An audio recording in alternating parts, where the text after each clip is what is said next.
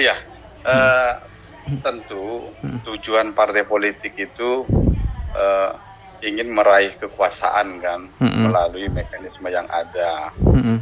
Ya, kalau sekarang ini sangat terbuka melalui pilkada untuk tingkat provinsi, kabupaten, kota, Mm-mm. ya masing-masing partai tentu akan melakukan kalkulasi terhadap peluang-peluang Mm-mm. baik itu internal kadernya ataupun tokoh-tokoh yang dianggap memang patut pantas diusung sebagai calon kepala daerah, termasuk yang dilakukan oleh PDI Perjuangan DKI Ya. Jakarta, karena salah satu nama yang diusulkan ke DPP ya, yang dibuka oleh pengurus provinsi adalah salah satu namanya Pak Anies Baswedan.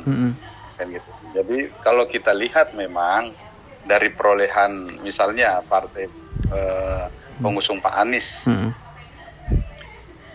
ketiga partai pengusung Pak Anies untuk tingkat DKI Jakarta memang kan cukup baik perolehan suara mereka.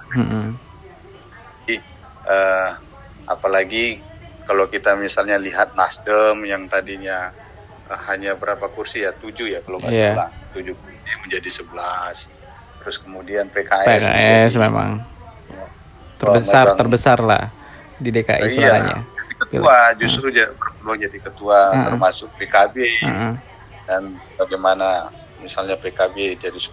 Jadi kalau kita lihat di situ, di sini kan memang Pak Anies itu memang memiliki kans kuat lah untuk bisa memenangkan pilkada DKI Jakarta. Apalagi beliau kan walaupun sudah ada masa tidak menjabat, masa jeda sekitar 2 tahun, ini kan memang memiliki pengaruh juga nantinya dalam hal untuk mengenai peluang kemenangan. Tetapi kalaupun saat ini PDIP memunculkan nama Pak Anies, berarti kan sudah ada kesepahaman antara Pak Anies dengan PDI Perjuangan.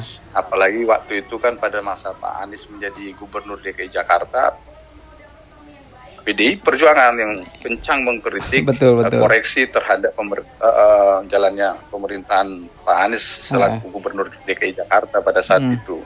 Jadi kalau di sini berarti sudah ada membuka pintu peluang bagi Pak Anies.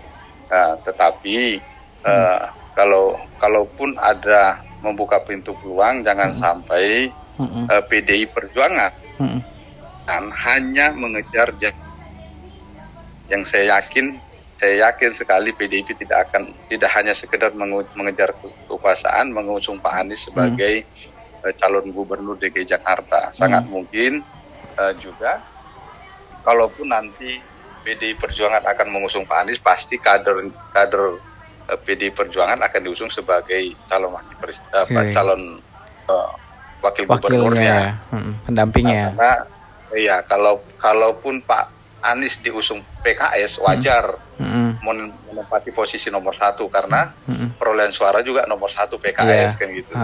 Terus kemudian PDIP yang hanya memperoleh 15 kursi sekarang, ya wajar mendapat posisi nomor 2 gitu. Jadi kalaupun nanti misalnya PKB terus kemudian Nasdem akan bergabung, ini kan tentu akan semakin memperkuat peluang kemenangan dari Pak Anies dengan siapa nanti wakil yang akan diusung. Jadi ini sesuatu yang bentuk rekonsiliasi sebenarnya yang kita lihat dengan PDIP mengusung Pak Anies sebagai calon gubernur, dan kita harap tidak ada lagi nanti isu-isu agama dalam pilkada yang akan datang.